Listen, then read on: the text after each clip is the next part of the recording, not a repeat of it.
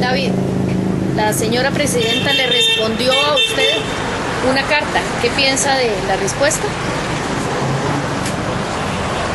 Bueno, en realidad no fue ninguna sorpresa la respuesta que dio el gobierno. En este caso, hay que decir también que no fue doña Laura Chinchilla la que respondió, sino su subalterno Alfio Pío, y respondieron en un carácter similar al de la vez anterior, cuando por medio de una caminata se les solicitó la derogatoria del decreto, argumentando que ellos van a esperar a que se dé el resultado del juicio. Nosotros lo que insistimos es que pareciera que el Poder Ejecutivo, o más bien la figura de don Marco Vargas y de doña Laura Chinchilla, no han entendido que los poderes de la República son independientes, que los procesos que se desarrollan en el Poder Judicial son independientes de las decisiones que pueda tomar el Poder Ejecutivo.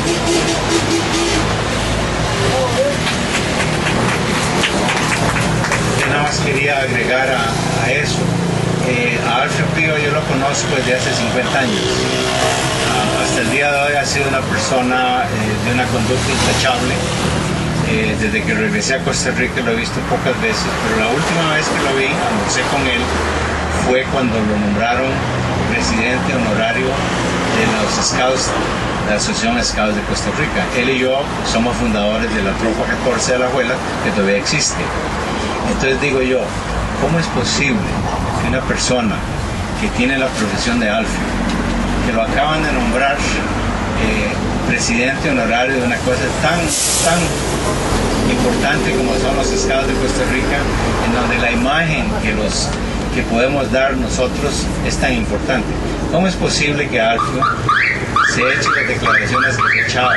Es decir, cuando se dice que son 1.500 millones de indemnización, simplemente hay que hacer matemáticas. Todos están de acuerdo que va a haber 700.000 onzas de oro. Si se multiplica eso por 1.200 que vale la onza, es muchísimo menos que eso, y hay que restarle lo que cuesta. Entonces, ¿cómo es posible que una persona que hasta hoy ha sido una persona intachable se preste? Yo no sé quién está diciendo estas cosas, pero él es el portavoz. Y todas las contestaciones de todo lo que se ha mandado, Alfio ha sido el que la contesta. Me encantaría decirle al oído a Alfio que por favor no se deje embarcar, ¿verdad? Que su prestigio es mucho más importante que los 4 años que va a estar aquí. Doña Rocibel, usted tiene muchas similitudes con doña Laura. ¿Tiene usted la misma edad? ¿Es usted mujer? ¿Es madre de familia? ¿Qué tiene que decirle usted más a doña Laura? Bueno, que tenemos posiciones muy diferentes de ver lo que está sucediendo con el medio ambiente. A mí me preocupa todo eso, con todo lo que está pasando a nivel global, con lo del recalentamiento y todo eso, y por ser madre de dos muchachas, aparte de que tengo mucha conexión con los jóvenes, es una de las razones principales que me llevó a estar aquí y a hacer y a emprender esta aventura. Y no logro entender cómo ella puede ser tan insensible teniendo un hijo también y no defender lo que nos queda del medio ambiente, y también por dejarle ese legado a los jóvenes. Entonces, definitivamente creo que es una persona bastante insensible y la siento muy diferente a mi forma de ser y de pensar. Gracias. El gobierno o la figura de don Marco Vargas pareciera no haber entendido que hay una diferencia entre el Poder Ejecutivo y el Poder Judicial. No sabemos si esa también será una de las herencias del anterior gobierno de Óscar Arias hacia porque ciertamente el proceso que se lleva a cabo en uno de los poderes no es vinculante con lo que se pueda desarrollar en otro de ellos. Por ejemplo, don Óscar Arias, a su gusto y antojo, decretó hace 2 años la conveniencia nacional de la mina en Cruzitas. Y para eso no le pidió permiso a nadie, ni siquiera tiene un fundamento técnico científico para hacerlo.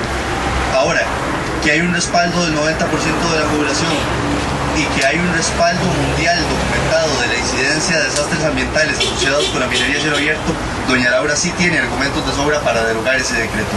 De manera que no se sostiene este argumento, nos parece un palanganeo muy parecido al que sostuvieron la vez pasada cuando salieron con el gol de la indemnización que se sacaron de la manga irresponsablemente porque el gobierno no tenía por qué salir hablando de indemnizaciones hacia una empresa. Entonces primero era una indemnización y ahora resulta que es porque está en los tribunales. Son procesos independientes. Hemos tratado de hacer saber al gobierno, pero aquí ha puesto oídos sordos a los argumentos que hemos esgrimido.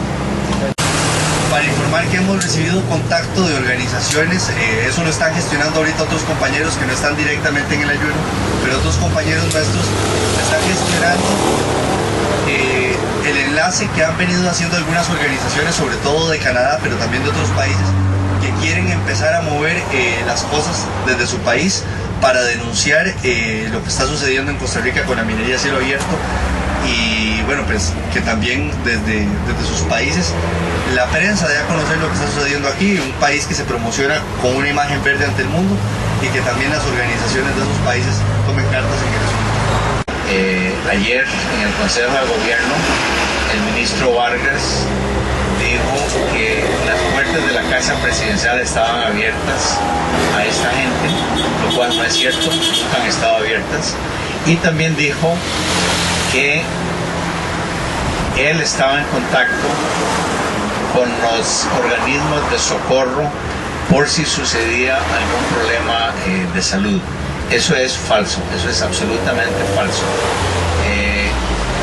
Hasta después del Consejo de Gobierno nunca habíamos visto ningún funcionario de salud.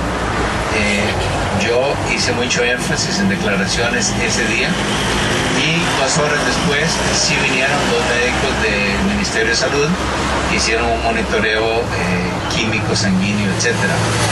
Pero lo que se está diciendo en Casa Presidencial no es cierto, y me pareció de muy mal gusto para los que vieron la conferencia de prensa del señor Vargas ayer, cuando en un tono muy burlón se refirió a este ayuno, con una sonrisa muy sarcástica, dijo algo así, palabras más, palabras menos, que bueno, esto era antes un ayuno y ahora lo declararon una huelga de hambre. Yo decía en alguna entrevista que me hicieron poco tiempo después de eso, si yo tuviera un hijo que está haciendo esto aquí, me sentiría muy mal que un representante del gobierno que yo escogí se refiera a mis hijos en palabras tan despectivas. Me pareció una falta de respeto para los ayunantes y para los familiares de los ayunantes. Ayer estuvieron los padres de Andrés y el abuelo, y en realidad fue impactante ver la cara de angustia que los 3 tenían, y el abuelo de hecho quiso convencer a Andrés de que no valía la pena hacer esto. Y entonces digo yo, cuando una persona hace todo esto y cuando una familia se preocupa tantísimo como la familiar de Andrés, este señor diga lo que dijo, me parece de muy mal gusto.